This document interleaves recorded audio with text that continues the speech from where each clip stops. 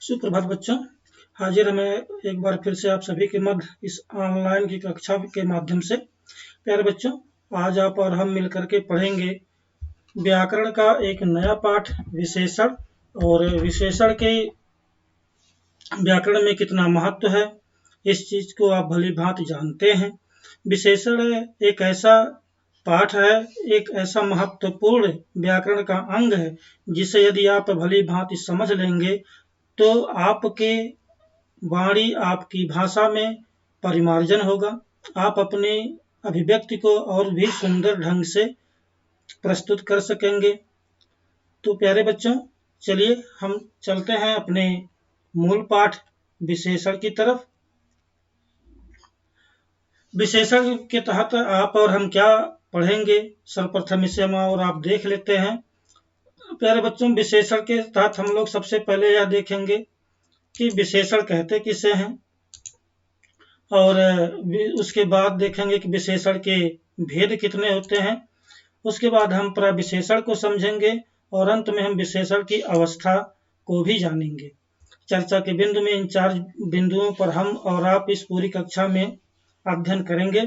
तो चलिए, और इस कक्षा के बाद आप सीखेंगे क्या, अधिगम क्या होगा। बच्चों, अधिगम का अर्थ होता है सीखना। आप अपने जीवन में क्या सीखेंगे इस कक्षा के बाद। तो सबसे पहले आप विशेषण को भली भांति समझ सकेंगे, किसी वाक्य में निहित विशेषण को पहचान सकेंगे, विशेषण के भेदों को समझने में आपके लिए सुगमता होगी, और विशेषण और प्रविशेषण के मूल अंतर को आप जान पाएंगे कि विशेषण का प्रयोग हम कहाँ करते हैं और प्रविशेषण का अंतर हम कहाँ पर करते हैं। और उसके अलावा आप विशेषण की अवस्थाओं के महत्व को भी समझ सकेंगे। तो चलिए देखते हैं सर्वप्रथम हम विशेषण की परिभाषा। जो शब्द संज्ञा या सर्वनाम शब्दों की विशेषता का बोध कराते हैं वे विशेषण शब्द कहलाते हैं। प्यारे बच्चों, ऐसे पद या वैसे शब्द जो उस वाक्य में निहित किसी भी संज्ञा या सर्वनाम शब्द की विशेषता का बोध कराते हैं उन्हें हम विशेषण कहते हैं। जैसे हमारा पहला वाक्य है, भूपेंद्र मेहनती छात्र है। अब भूपेंद्र यहाँ पर संज्ञा हो गए और मेहनती क्या है कि भूपेंद्र नामक छात्र की वह उसकी विशेषता है, इसलिए मेहनती शब्द जो है वह विशेषण हुआ। रमनप्रीत ईमानदार है, ईमानदार शब्द जो है वह क्या है, रमनप्रीत की एक विशेषता को दिखला रहा है कि वह ईमानदार है, इसलिए यह ईमानदार शब्द जो हमारा है यह विशेषण हुआ। और दूसरी बात बच्चों, एक चीज हम यहाँ पर और भी समझ लेते हैं कि विशेषण और विधेय 2 शब्द होते हैं, और विशेष से जो होता है संज्ञा या सर्वनाम को ही हम विशेष से भी कहते हैं, और उसके बारे में जो कुछ भी कहा जाता है, उसकी जो विशेषता को बतलाई जाती है उसे हम विधेय कहते हैं। तो विशेष का अर्थ होता है संज्ञा या सर्वनाम जो उस वाक्य में प्रयोग किए जाते हैं। चलिए प्रविशेषण को देखते हैं। बच्चों, प्रविशेषण को यदि आप देखेंगे तो यहाँ पर प्र उपसर्ग लगा और विशेषण इसमें मूल शब्द है। तो विशेषण में प्र उपसर्ग लगाने से प्रविशेषण शब्द बनता है। तो इसका क्या अर्थ है, कभी कभी क्या होता है कि विशेषणों के भी विशेषण होते हैं, उन्हें हम प्रविशेषण कहते हैं। जैसे कि नित्या शांत स्वभाव की छात्रा है। अब नित्या नामक छात्रा की विशेषता है कि वह शांत स्वभाव की है, लेकिन गौरी बहुत ही शांत स्वभाव की छात्रा है। लेकिन जब आप गौरी से नित्या की तुलना करेंगे तो जो गौरी है वो कहीं ना कहीं नित्या से भी अधिक शांत स्वभाव की है। तो जो बहुत शब्द आया यहाँ पर वह हमारा हो गया बच्चों क्या, प्रविशेषण। विवान नटखट है लेकिन आदित्य बहुत नटखट है। तो जो दोनों बच्चों की तुलना हो रही है उसमें क्या हुआ कि एक तो नटखट है लेकिन दूसरा वाला जो बच्चा हुआ उससे भी ज्यादा कहीं ना कहीं नटखट है। हमारे विद्यालय का प्रांगण बहुत सुंदर है। आज बहुत अधिक गर्मी है, गर्मी भी एक विशेषता है, संज्ञा आप कह सकते हैं। यहाँ पर बहुत शब्द प्रविशेषण शब्द हैं। एक चीज यहाँ पर यह भी निकल के आता है कि प्रविशेषण ऐसे शब्द होते हैं जो अधिकांशतः बहुत शब्द के द्वारा ही दिखाई देते हैं। बहुत शब्द लगा देने से अधिकांश जगहों पर प्रविशेषण ही होता है। तो प्रविशेषण का अर्थ आप समझ गए होंगे कि ऐसे विशेषण शब्द जो विशेषण की भी विशेषता को बतलाते हैं उसे हम प्रविशेषण शब्द कहते हैं। विशेषण के भेद। विशेषण के बच्चों मुख्यतः 4 भेद हैं और उन चारों भेदों में सबसे पहला होता है हमारा गुणवाचक विशेषण, दूसरा परिमाणवाचक विशेषण, तीसरा संख्यावाचक विशेषण और चौथा सार्वनामिक विशेषण। अब प्यारे बच्चों, हम विशेषण के इन चारों भेदों को हम अलग अलग करके एक एक करके देखते जाएंगे, जिससे आपको देखने और समझने में आसानी हो। पहला है गुणवाचक विशेषण।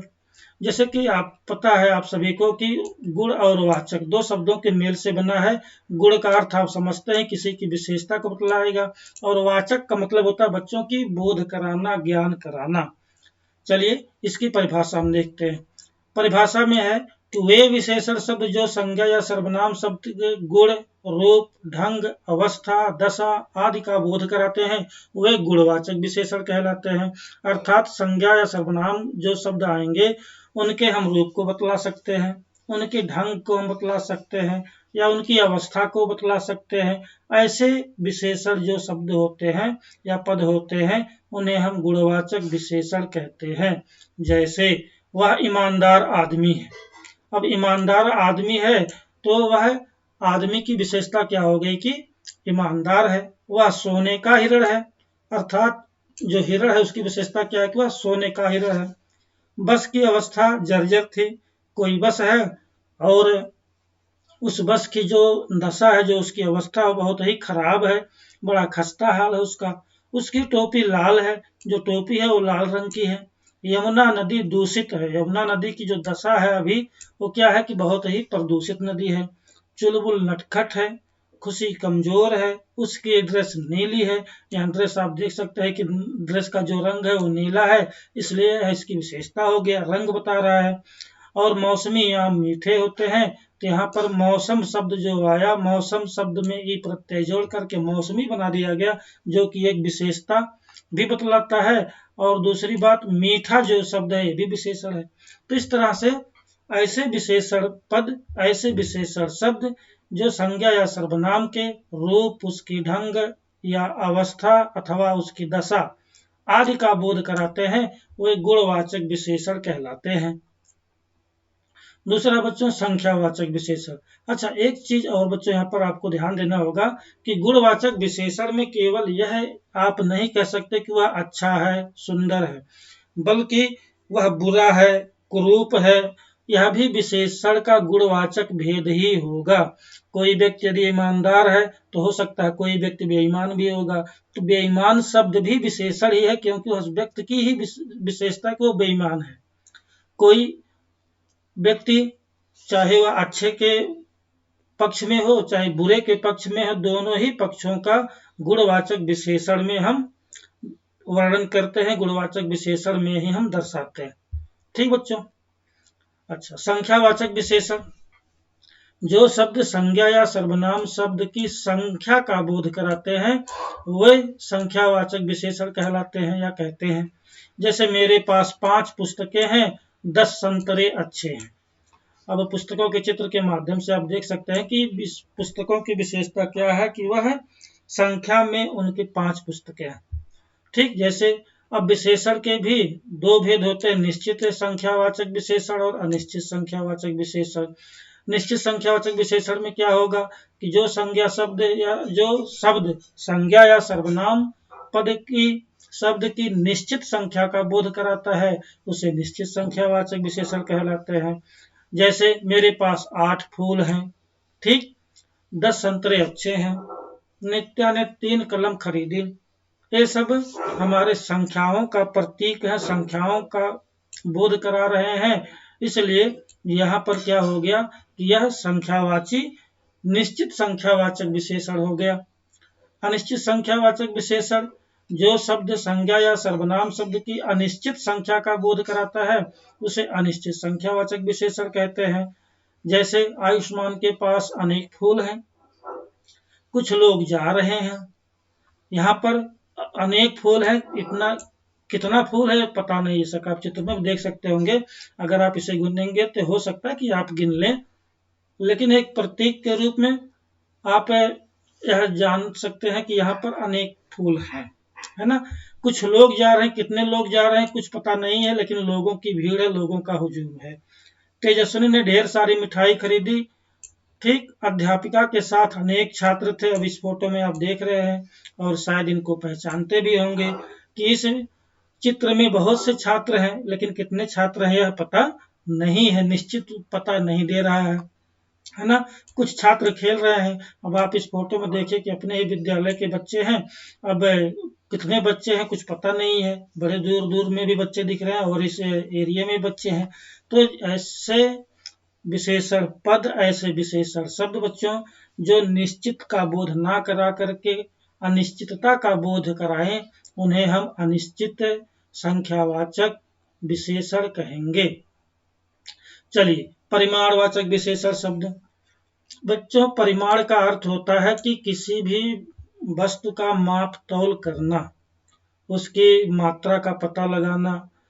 इस प्रकार के जो पद होते हैं उन्हें हम कहते हैं परिमाण, अर्थात ऐसे वस्तु जिन्हें मापा या तौला जाए उन्हें हम कहते हैं परिमाण। जो शब्द संज्ञा या सर्वनाम शब्द की माप तौल का बोध कराता है उसे परिमाणवाचक विशेषण कहते हैं। माप तौल आप समझते हैं कि मान लीजिए, जैसे एक एग्जाम्पल है आपके पास, अमन ने 2 मीटर कपड़ा खरीदा। अब मीटर को जो प्रतीक है वो क्या है कि कपड़ा कितना लंबा है, 2 मीटर। तो यहाँ पर 2 मीटर वो विशेषता बतला रहा कि कपड़ा उसने खरीदा, कितना खरीदा, 2 मीटर। कुछ अनाज गिर गया, कितने अनाज गिर गए पता नहीं, लेकिन कुछ अनाज जरूर गिर गए। इससे क्या हुआ कि निश्चितता।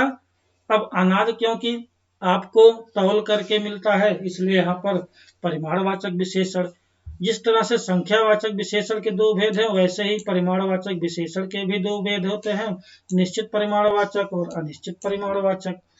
चलिए इसको भी देख लेते हैं।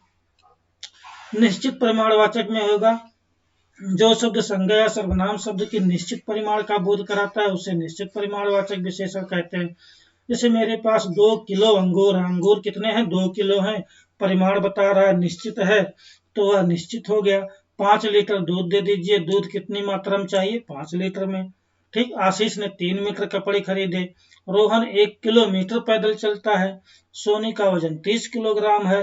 अर्थात बच्चों, जिस परिमाण में निश्चितता का बोध रहेगा उसे हम बोलेंगे निश्चित परिमाणवाचक विशेषण। अनिश्चित परिमाणवाचक विशेषण, जो शब्द संज्ञा या सर्वनाम शब्द की अनिश्चित परिमाण का बोध कराता है उसे अनिश्चित परिमाणवाचक विशेषण शब्द कहते हैं।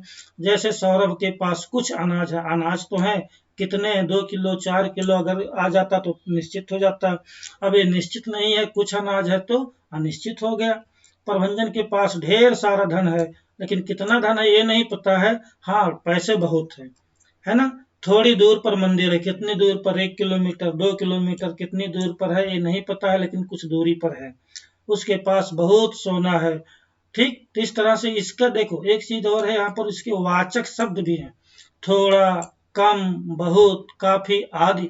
जिस वाक्य में आपको दिख जाए आपको तुरंत जान लेना चाहिए कि यह अनिश्चित परिमाणवाचक विशेषण है। आइए सार्वनामिक विशेषण अब हम देखते हैं। जो सर्वनाम विशेषण के रूप में प्रयुक्त होते हैं उन्हें सार्वनामिक विशेषण कहते हैं। प्यारे बच्चों, यहाँ पर एक चीज आपको ध्यान देना यह है कि जो सर्वनाम होता है वह मूलतः संज्ञा के बदले में प्रयोग किया जाता है, तब हम उसे सर्वनाम कहते हैं। तो सर्वनाम हमेशा संज्ञा के बदले में प्रयोग किया जाता है, लेकिन जब सार्वनामिक विशेषण होता है तो यहाँ पर क्या होता है कि यह सर्वनाम संज्ञा के बदले प्रयोग ना कर करके यह सार्वनामिक कैसे करेगा कि संज्ञा के पहले आ जाएगा और उसकी विशेषता को बतलाएगा। जैसे ये देखो कि यह घर सोनी का है। अब जो घर है वो किसका है, सोनी का है। तो यह इस घर की विशेषता यह हो गई कि यही वह घर है जो कि सोनी का है। और यह पता कैसे चला कि यह शब्द से पता चला। ठीक, वह महिला तेजस्विनी को बुला रही है। अब मान लो किसी ने तेजस्विनी को बुलाया, उन्होंने पूछा भाई किसने बुलाया, बोले वह महिला, वह जो दिख रही है उस उन्होंने बुलाया आपको। तो यहाँ पर उस महिला क्योंकि एक जातिवाचक संज्ञा है और संज्ञा से पहले यहाँ पर वह सर्वनाम शब्द आ गया। अब सर्वनाम शब्द यहाँ पर उस महिला की विशेषता बतला रहा है, इसलिए यहाँ पर वह सार्वनामिक विशेषण होगा। ठीक, तो इन वाक्यों में यह और वह सर्वनाम ना हो करके घर और महिला शब्द की विशेषता बता रहे हैं, अतः ये सार्वनामिक विशेषण है। सर्वनाम के संबंध में कारकीय रूप जैसे मेरा, तुम्हारा, हमारा, उसका आदि भी सार्वनामिक विशेषण के रूप में प्रयोग किए जाते हैं। सर्वनाम और सार्वनामिक विशेषण में अंतर को भी आप जान लीजिए, जिससे आपको समझने में कोई दुविधा या किसी प्रकार की संशय ना हो। अब देखिए, जो शब्द संज्ञा के स्थान पर प्रयोग होते हैं वे सर्वनाम कहलाते हैं, अभी हमने कहा, तथा जो सर्वनाम शब्द संज्ञा शब्द के पहले लगकर विशेषता का कार्य करते हैं वह सार्वनामिक विशेषण कहलाते हैं। जैसे वह पढ़ता है, यहाँ पर पढ़ना की जो क्रिया वह किसी संज्ञा के द्वारा हो रही है, तो वह जो है वह क्या कर रहा है, प्रतीक दिखा रहा, संकेत कर रहा है। ठीक, अब यहाँ पर क्या कि वह बालक, अब बालक जातिवाचक संज्ञा है, तो जातिवाचक संज्ञा से पहले ही वह सर्वनाम शब्द आ गया, तो यह जो वह हो गया वह सार्वनामिक हो गया। किसी ने बुलाया, अब किसी ने जो बुलाया वहां पर कर्ता कोई है कि किसी ने, लेकिन किसी बालक ने बुलाया, अब इस बालक में जो बालक शब्द है जातिवाचक संज्ञा हो गया, तो और उससे पहले किसी सर्वनाम का रूप आ गया, तो इसे कहते हैं सार्वनामिक विशेषण।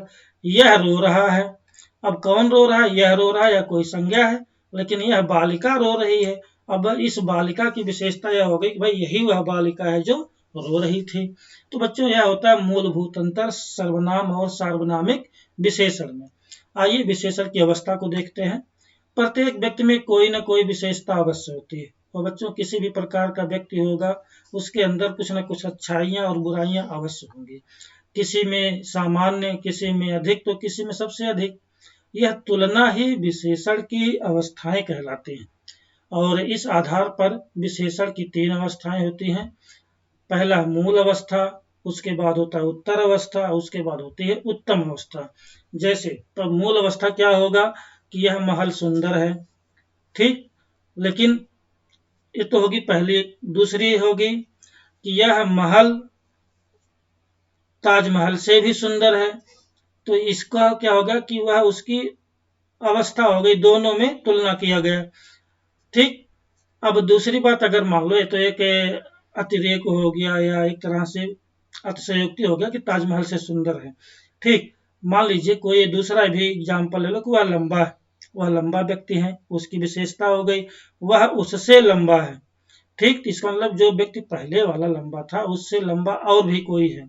लेकिन अगर हम जब कह देते हैं कि वह सबसे लंबा है, अर्थात उस समय वहां पर मौजूद जितने भी लोग थे उन लोगों में सबसे लंबे व्यक्ति की जब बात होगी तब वह होगी विशेषण की उत्तम अवस्था। अब मान लो हम ताजमहल का ही उदाहरण ले लेते हैं कि मान लीजिए हमने कहा कि उसका घर सुंदर है, पहला। दूसरा हमने बोला कि भाई राजा का महल उसके घर से भी सुंदर है, ठीक। और तीसरा वाक्य हमने बना दिया कि ताजमहल सबसे सुंदर है। तो यहाँ पर जो विशेषण की अवस्था आई वह आ गई ताजमहल की पूरी अवस्था। तो प्यारे बच्चों, आज की कक्षा में बस इतना ही। हम फिर हाजिर होंगे एक नए पाठ के साथ, तब तक के लिए धन्यवाद।